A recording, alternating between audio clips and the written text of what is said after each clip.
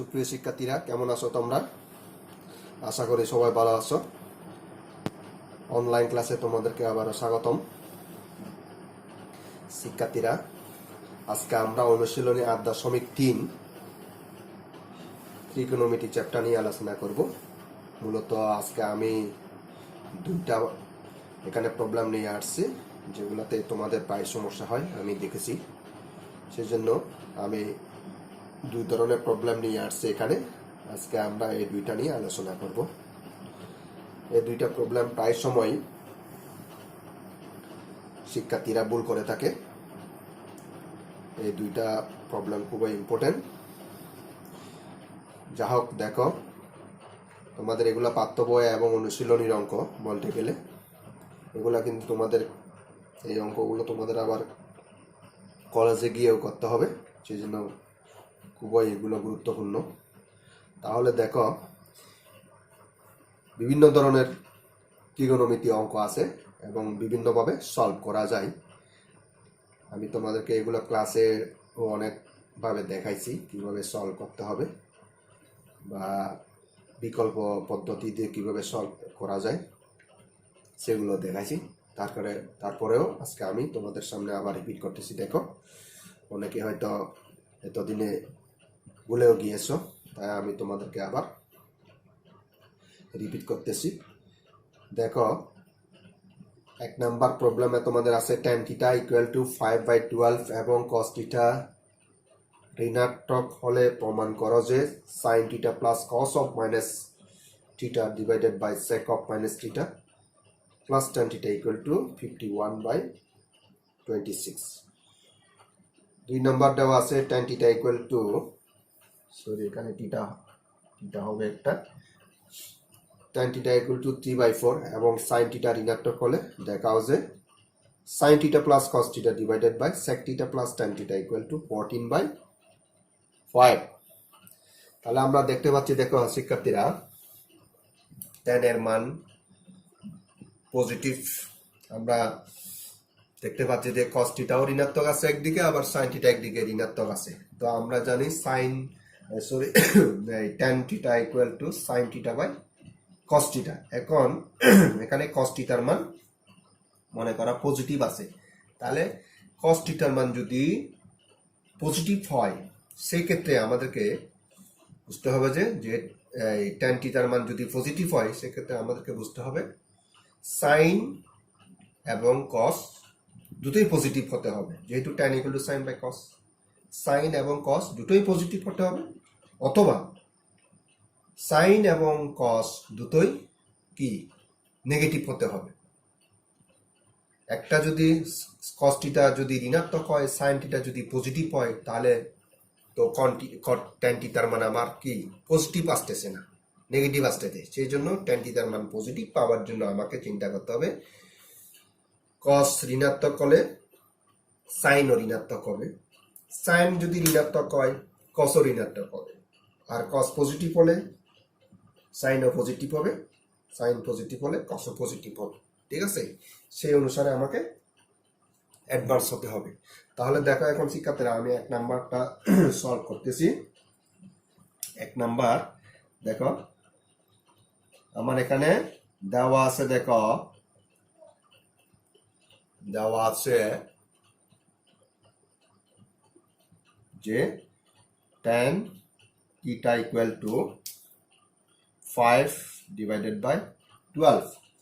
আমরা যদি এখানে এই মানটাকে যদি আমরা x = 12 এবং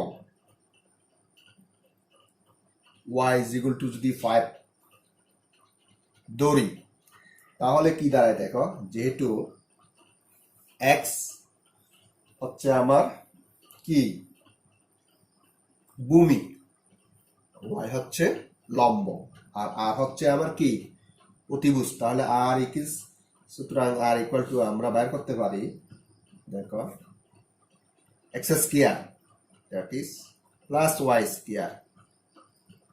তাহলে কি দাঁড়ায়? দেখো, equal to 144 plus 25 equal to 169 equal to 13। ঠিক আছে, তাহলে আমরা আর এর মান পেয়েছি 13।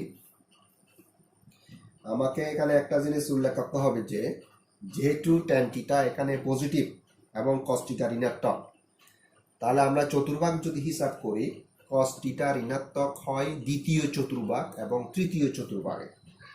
দ্বিতীয় চতুর্ভাগ এবং কোথায়? তৃতীয় চতুর্ভাগে। যেহেতু ট্যান থিটা পজিটিভ আছে, তাহলে কোনটি আমার কোন চতুর্ভাগে অবস্থান করবে? আমাদের থিটা কোনটি অবশ্যই কি তৃতীয় চতুর্ভাগে অবস্থান করবে। কেননা যেহেতু ট্যান থিটার অবস্থান হচ্ছে, ট্যানের অবস্থান হচ্ছে চতুর্ভাগ অনুযায়ী আমার কোন চতুর্ভাগে? তৃতীয় চতুর্ভাগে। তৃতীয় চতুর্ভাগে ট্যান পজিটিভ এবং কট পজিটিভ, বাকিগুলো সব নেগেটিভ। ঠিক আছে, তো এখন আমরা তাহলে সেই হিসাবে আমরা সাইন থিটা, সুতরাং আমরা সাইন থিটার মান বের করতে পারি। দেখো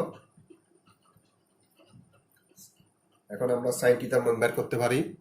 সাইন থিটা ইকুয়াল টু কত হয়? দেখো সাইন থিটা ইকুয়াল টু আমরা জানি লম্ব বাই অতিভুজ। লম্ব হচ্ছে আমার ওয়াই, অতিভুজ হচ্ছে আর। এই ক্ষেত্রে আমার কি হবে? লম্ব, সেক্ষেত্রে আমার কি হবে? মাইনাস, আমরা জানি সাইন থিটা ইকুয়াল টু লম্ব বাই অতিভুজ। ওই তৃতীয় চতুর্ভাগের অনুসারে আমার সাইন থিটা এগুলো মাইনাস ওয়াই বাই আর। ঠিক আছে, তাহলে মাইনাস ওয়াই এর মান হচ্ছে আমার 5 আর আর এর মান হচ্ছে 30। ওকে, এখন দেখো cos থিটা ইকুয়াল টু, সুতরাং cos থিটা ইকুয়াল টু জানি আমরা ভূমি বাই কি? অতিভুজ।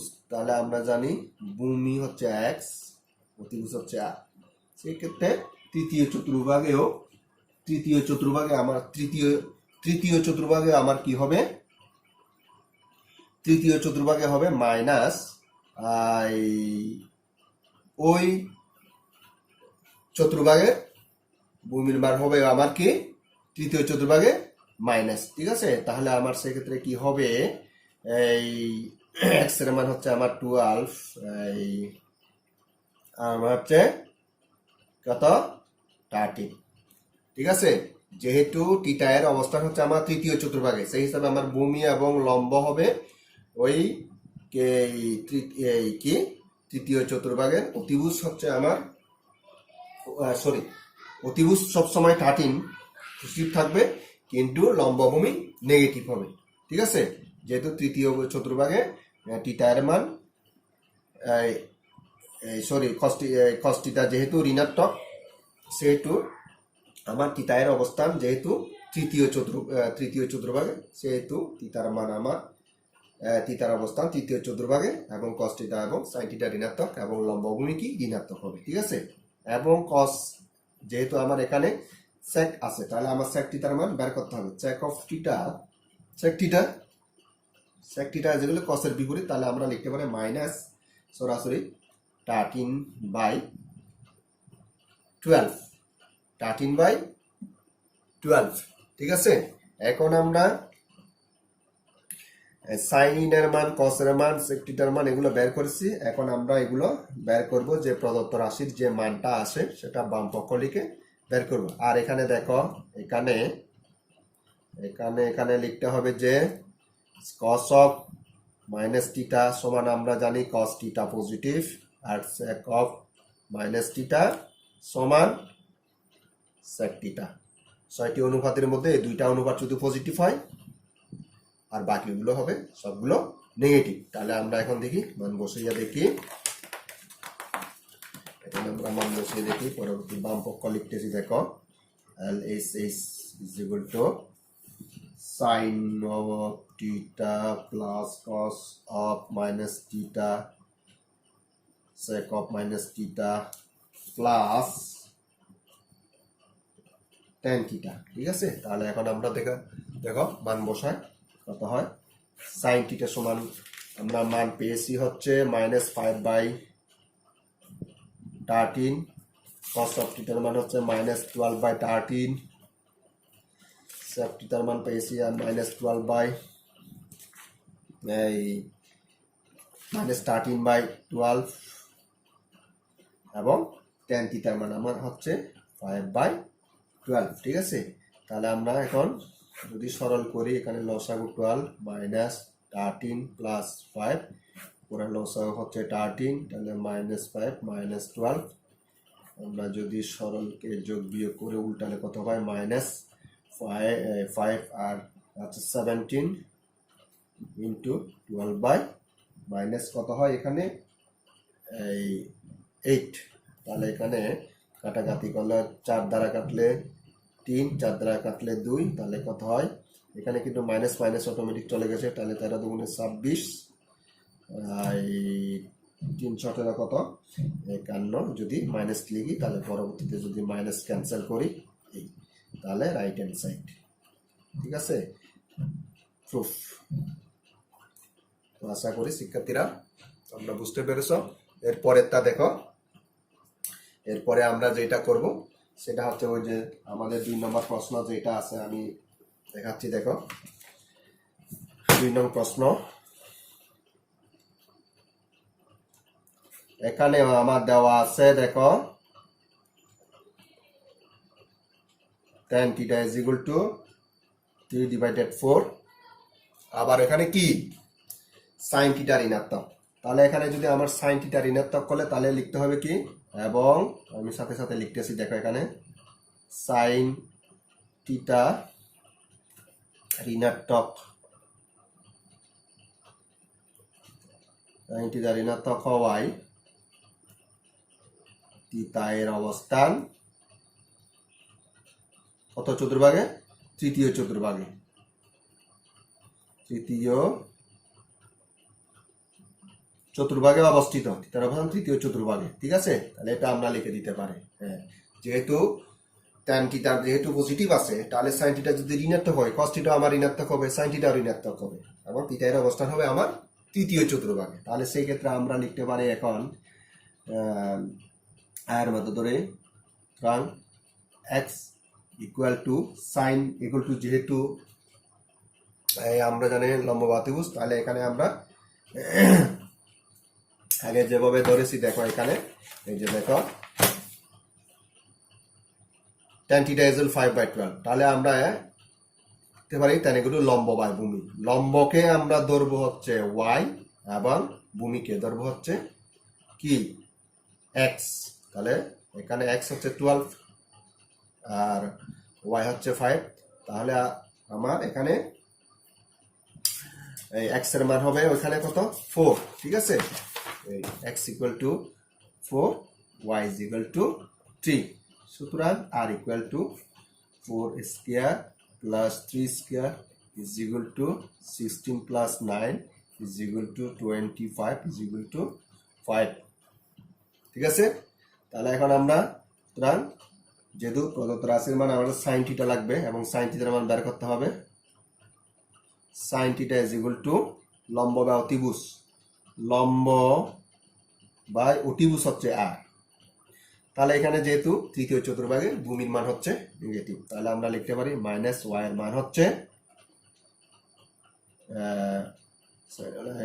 3 আর অতিভুজের মান হচ্ছে আমার কত এই 4 5। ঠিক আছে, এখন দেখো cos θ এর মান ভূমি বাই অতিভুজ, তাহলে আমার ভূমি কত হচ্ছে দেখো এই ভূমি হচ্ছে x, এত ভূমির মানও নেগেটিভ হবে, তাহলে ভূমি হচ্ছে আমার কত এই ভূমি হচ্ছে আমার কত মাইনাস x এর মান কত 4, আর এর মান হচ্ছে আমার কত, আর এর মান হচ্ছে 5। ঠিক আছে, তো এখন দেখো সেই হিসাবে আমরা এখন sin θ এবং cos θ এর মান পেয়েছি। ঠিক আছে, তাহলে এখন আমার আবার লাগতেছে কি sec θ, যেহেতু cos θ এর উপরে sec θ, তাহলে sec θ = এটা মাইনাস মাইনাস কত হবে 5/4। ঠিক আছে, তাহলে এখন আমরা মানগুলো সবগুলো মান পেয়েছি। তাহলে এখন দেখো বাম পক্ষ সমান আমার দেওয়া আছে left hand side sin theta plus cos theta sec theta plus tan theta. এখন আমরা মান বসাই দেখো, sin থিটার মান হচ্ছে -3/5, মাইনাস cos থিটার মান হচ্ছে 4/5, sec থিটার মান হচ্ছে -5/4 প্লাস tan থিটার মান হচ্ছে 3/4। তাহলে এখানে লসাগু করলে কত হয় 5 - 3 - 4, লসাগু করলে -5 + 3 4 ইকুয়াল টু -7/5 ইন্টু 4 ডিভাইডেড বিয়োগ করলে কত হয় -2। ঠিক আছে, তো এখানে যদি আমি ইন্টু 2 কাটাকাটি করি তাহলে কত -14 divided by 5 -5 equal to minus minus cancel হলে 14/5 equal to right hand side. এইভাবে প্রুফ। তো শিক্ষার্থীরা আশা করি বুঝতে পেরেছ, এইগুলা এভাবে করা যায় বা অন্য পদ্ধতিও করা যায়, তবে আমি মনে করি এটাই হচ্ছে সবচেয়ে বেস্ট নিয়ম। তো তোমরা যদি এটা কঠিন মনে করো তাহলে তোমরা অন্যভাবেও করতে পারো। ঠিক আছে, তো এই জিনিসটা খেয়াল রাখতে হবে। tan থিটা যেহেতু এখানে পজিটিভ আছে সেই জন্য tan পজিটিভ হচ্ছে তৃতীয় চতুর্ভাগে। তো তৃতীয় চতুর্ভাগে tan পজিটিভ যদি হয় সেই জন্য বলতেছি সাইন যদি ঋণাত্মক হয় cos ঋণাত্মক হবে, cos ঋণাত্মক হলে সাইন ঋণাত্মক হবে, tan যদি সাইন যদি পজিটিভ হয় cos পজিটিভ হবে। সেই অনুসারে এই মানগুলো আমাকে বের করতে হবে। ঠিক আছে, তো তৃতীয় চতুর্ভাগের অনুসারে আমাকে অবশ্যই লম্ব এবং ভূমি কি নেগেটিভ হবে, এই জন্য -y/r এবং -s/r অতিভুজ কোনোদিন ঋণাত্মক হবে না।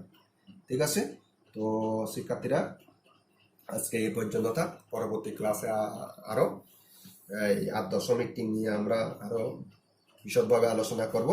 তোমরা প্র্যাকটিস করবে, উদাহরণগুলো অনুশীলন করবে সব সময়, যেহেতু তোমাদের এটা সিলেবাসে এই সব সিলেবাসে দেওয়া আছে। এখানে হালকা হালকা করলে হবে না, পুঙ্খানুপুঙ্খভাবে কোথায় কি আছে সব এই অধ্যায় থেকে খুঁজে খুঁজে বের করে বেসিক থেকে শুরু করে প্র্যাকটিস করতে হবে। কারণ এখানে আর যেহেতু সব সিলেবাস তোমাদের, সেই জন্য খুঁটিনাটি সব বিষয় তোমাদেরকে কি করতে হবে।